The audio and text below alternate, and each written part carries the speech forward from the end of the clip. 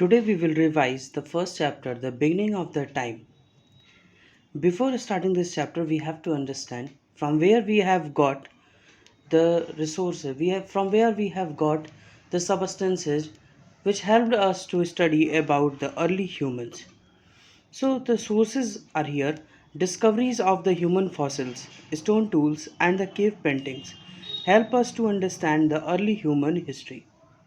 Each of these histories has a history of each of these discoveries has a history of its own. Firstly, we have to understand about the fossil or the remain or impression or a very old plant, animals, or humans which have turned into the stone. As you can understand that whenever a animal, a plant, a human being buried for a long time, and whenever it became excavated, and these skulls and the skeletons and the other remains or the impressions, these things were known as the fossils. These are often embedded in the rock and are thus preserved for the million of years. As I have told you clearly that for a long time they became buried inside of the earth, and after the expression their impressions, either the direct their evidence have been found, that is known as the fossil. Now the stone tools. In the starting there was no tool, there was no use of the metal, so the early humans were using the stone tools. The various number of the stone objects have been found which were looking like the weapons or the tools. So it has written here: stone tools are made and used by early humans, are available in the various part of the Africa and Europe. In the different part of Africa and Europe, these type of stone tools have been found. These are the evidence that humans were present there. Stone tools such as the pebbles, sharp stones, stone blades, and were used for various purposes in the early human life. As you can see that whenever the stone axe have been found, and various objects were used, sharp stones have been found in the different areas, different countries, and you can see the pictures of these things in your book. Next, it has given the things found on the wall of the cave in the Europe and Africa are helping us to understand the early human history. Humans have mentioned, painted the walls with their expressions and their works. Its best example is the Altamira, which is present in the Spain. Listen, after finding these evidences, some scholars were there who were not believing that these fossils and these whatever the things have been found, these are not belonging to the human being, these are belonging to the animals or another thing, because they were believing on the Old Testament of the Bible. And according to Old Testament of the Bible, it says that a human being was an act of creation of the God. As a very famous story is there, Adam and Eve, that Adam and Eve had saved the each species of each species, one species from the each species, each type of species, and saved from the earth, and started a creation of the human being and the other world. So these type of feeling has been followed by the scholars, so they have refused this theory of fossil fuels and the paintings. Next is given about the Neanderthal man skull discovery. Why it has given the name Neanderthal man? Because the fossils, the skull and the skeleton have been found in the Neander Valley, so its name was given Neanderthal mans. Now, in August 1856, workmen who were quarrying for the limestone in Neander Valley. Neander Valley was very famous for the limestone. So, in August 1856, workers were there who were quarrying this. they have found the fossils. They have found a skull and some skeleton fragment.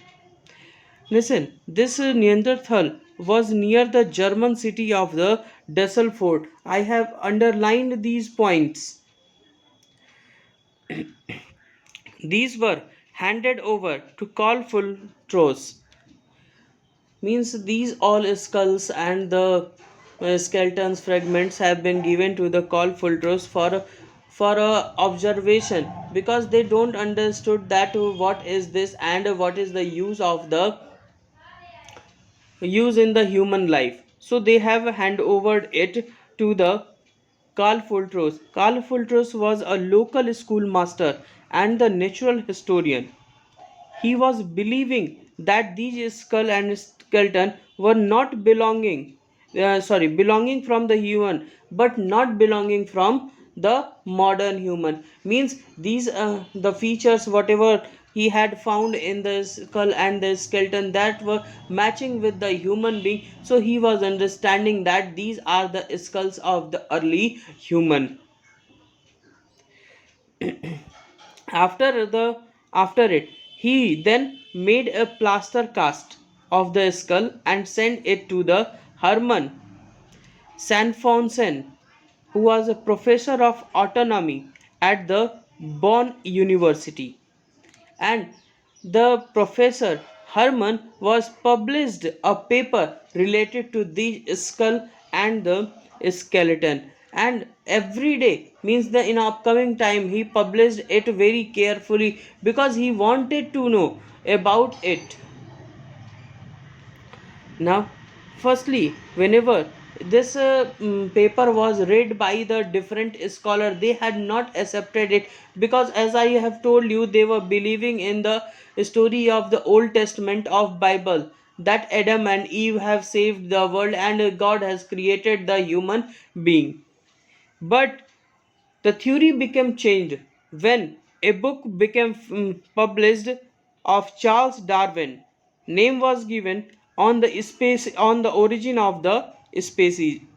On 24th November 1856, this book was published and the people's mindset was changed. He has written, means Charles Darwin has written in his book, that every time whenever we are moving one place to another, every day some changes are coming in our bodies. So the due to the changes, the new species can be formed, new species can be created. Next is given the story of the human evolution. The three names are given here in the human evolution. First is given primates, second is given hominoid, and the third is given hominids. Firstly, we will study about the primates. Between 36 million years ago, I have written MYA, its full form is million years ago. Between 36 million years ago and 24 million years ago, primates, a category of the mammal, emerged in Asia and Africa. So generally the question can be asked that where the mammals like primates have been emerged. So you can give the answer Asia and Africa. Primates are the subgroup of the large group of mammal. Primates were also a mammal, so it were belonging from a subgroup of the mammals, like which including the monkeys, apes, and the human beings. The feature of the primates were following. First, they have the body hair. Second, a relative long gestation period following birth. Gestation period means the pregnancy time. The time of the pregnancy is known as the gestation period. Mammary glands, different type of the teeth have been found, and the availability to maintain a constant body temperature. This was a main feature to understand that these were the mammals. Second is the hominoids. Hominoids has been found between the 24 million years ago to and 5.6 million years ago. There emerged a subgroup among the primates. These were also belonging from the primates. Either you can say these were also a part of the primates, called the hominoids. Hominoids are different from the monkeys in the number of ways. There were lots of differences between the monkeys and the hominoids. They have a long body and do not have a tail. Beside, there is a large period of infant development and dependency among the hominoids. And the last is given about the hominid. Between 5.6 million year ago and 1.8 million year ago, hominid have evolved from hominoid. Hominid evolved from the hominoid, means you can say that hominoid were the part of the primates and the hominid was the part of the hominoid. So easily we can say that hominid, either hominoid, both were the part of the primates, both were a type of primates and shared a certain common feature and have major difference as well. Now we will understand what are the difference between the homonad and the hominid. It has given homonad. Homonad have a smaller brain. Instead of this, hominids have a little larger brain. As you can see the picture on the second page. Third page, it has given different type of the brains of the hominid and the homonid. Hominoids were the